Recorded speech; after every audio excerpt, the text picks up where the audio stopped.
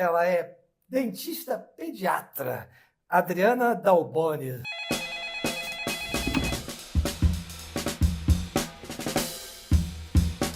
Tudo bem, Adriana? Tudo bem, Charles. Obrigada pelo convite e pela oportunidade de estar falando aqui para as famílias. Então, o prazer é todo nosso. E fala um pouquinho da sua trajetória, sua formação. Por que você escolheu ser dentista? Pois é, isso começou aos 9 anos de idade. Eu decidi que eu queria ser dentista. Eu nem sabia que existia faculdade de odontologia. Eu só falava, quero ser dentista. Porque eu tinha essa questão de querer cuidar das pessoas. E as pessoas que me conheciam, mesmo na infância, falavam, você é boa, você precisa realmente cuidar das pessoas. E aí, tratamento ortodôntico, né, na fase da adolescência, foi amadurecendo, enfim, foi a decisão que eu tive. E sempre gostei muito de criança. Então, comecei trabalhando, atendendo as crianças com câncer no GRAAC. E daí fui fazendo as minhas especializações, que é, hoje eu sou especialista em ortodontia, focada no público infantil, e odontopediatra focada nesse início de vida, então do nascimento até os seus 7 anos de idade. E vou falar com uma experiência pessoal, tá? Meu filho mais novo, né, que eu observava, ele respirava sempre pela boca. Isso pode prejudicar o crescimento da criança? Você sabe, Charles, que isso é uma coisa muito comum e que não deve ser considerada normal.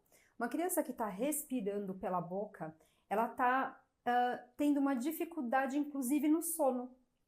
E se a criança tem uma dificuldade no sono, ela vai ter problema em produzir hormônio do crescimento, ela vai ter problema em manter uma concentração adequada no dia seguinte na escola. Porque você já passou algum dia sem dormir direito? A cabeça não fica pesada no dia seguinte? A gente perde a concentração. E aí, muitas vezes, essas crianças, durante a aula, nem param quietas na cadeira, ficam se mexendo o tempo inteiro, porque não conseguem manter a concentração ali no aprendizado. E a respiração, por causar todo esse transtorno, é uma coisa que é negligenciada, porque as pessoas acham que é comum, que é normal, e não é. E precisa ter um olhar muito criterioso para isso. Mas na questão da alimentação, né? Tem crianças que não comem de jeito nenhum, tem crianças que selecionam alguns alimentos, né? E como é que a gente pode saber se a criança, se é seletividade ou se é preferência? A questão da alimentação. Primeira coisa que a gente tem que tomar uma observação, já durante a primeira infância, ao nascer. Criança que não conseguiu amamentar no peito, machucou o peito da mãe, não ganhou peso, isso pode identificar que ela tem a língua presa, o freio encurtado.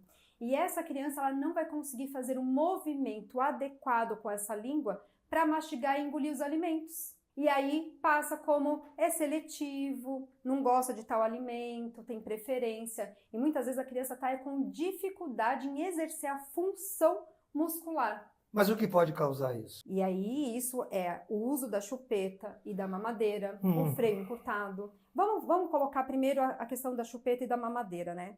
Eu sei que assim é muito mais fácil usar esses objetos. A logística da família muitas vezes necessita para que a criança tenha uma calma, para que a criança seja alimentada no momento que a mãe está fora de casa.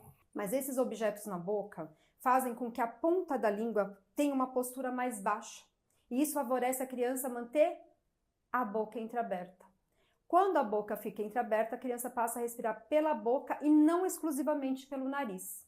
Nesse momento, os músculos da face ficam mais flácidos e causa toda uma disfunção muscular, que vai atrapalhar o crescimento ósseo da maxila e da mandíbula, vai atrapalhar a mastigar, a falar, a engolir. Então, assim, eu sempre falo para as famílias, eu respeito muito a decisão do uso da chupeta na mamadeira, porque cada um sabe a dificuldade que tem em casa, mas é muito importante a gente ter consciência do que o que é possível fazer, ao invés de ofertar esses objetos e conseguir manter a alimentação, conseguir manter o bebê calmo, para evitar todas essas repercussões que podem acontecer aí, né? Tá legal, Adriana, mas assim, na prática, quais são as medidas que os pais podem adotar para driblar essas situações? Bom, a primeira coisa, seria muito importante, eu falo que é uma coisa ideal, né? Que eu idealizo, é que todas as famílias, quando ainda estivessem no período da gestação, pudessem me visitar. Ué, mas você não é dentista? Você não vai cuidar de dente? Não tem dente? Não tem nem criança para você ver? O que você está fazendo aqui, né? Por que eu vou procurar um dentista? Sim. Porque nesse momento eu tenho a oportunidade de falar para as famílias, olha, a amamentação é importante. O que você pode fazer se você tiver dificuldade de amamentar? O que você pode fazer para evitar usar uma chupeta, uma mamadeira? Então, nesse momento do início da vida, eu posso prevenir problemas no futuro, evitando, por exemplo, da criança ter necessidade de usar um aparelho ortodôntico, porque se eu tenho a função muscular exercida de forma adequada, se eu tenho uma respiração exercida de forma exclusivamente pelo nariz, eu vou diminuir os prejuízos no futuro. Então, esse momento da gestação seria muito importante que as pessoas começassem a procurar um dentista, porque pode receber a orientação que é tão importante. E poucas pessoas sabem disso. Entendi. Opa! Oi? Ah, tá aqui do meu lado. Você quer perguntar? Mas o que você quer perguntar para a Adriana? A Vanessa está querendo saber o que ela faz, porque o filho dela não quer comer de jeito nenhum. Ela deve botar ele de castigo ou deve forçar a comer? Ouve aí. Não, Vanessa, acho que castigo não funciona muito bem, não.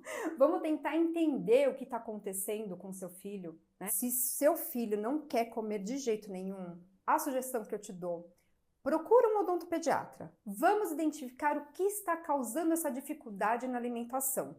Castigo? Não. Coloca de castigo, não. Leva na consulta. Entendeu, Vanessa? Valeu, então. Abraço. Eu tenho uma pergunta, já que você falou nisso. Tá. Então, em que momento a pessoa deve... o que sinaliza que ela deve procurar um profissional? Eu vou focar um pouquinho na respiração, Charles. Se você observa seu filho roncando, mantendo a boca entreaberta na maior parte do tempo, baba no travesseiro, se mexe muito durante o sono, tem coisa errada. Precisa procurar ajuda. Entendi. A gente precisa identificar o que está acontecendo. Perfeito. Lógico, assim, é uma equipe multidisciplinar que precisa estar envolvida, né? É importante a fono, é importante o odontopediatra, é importante o otorrino.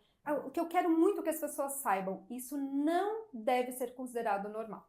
Você tem algum contato que as pessoas possam entrar em contato, procurar o seu trabalho, ver como é que você trabalha? Vocês podem me procurar através do perfil do Instagram, que é doutora.adriana.dalboni, e entrar em contato. Pode ser lá via direct, quiser me mandar um WhatsApp, né? Lá no perfil do Instagram tem um contato do WhatsApp também. Será um prazer receber vocês. É isso aí, doutora Adriana Dalboni. Muito obrigado pela sua participação aqui. Obrigada, no Charles. Conexão Kids. Informação para toda a família.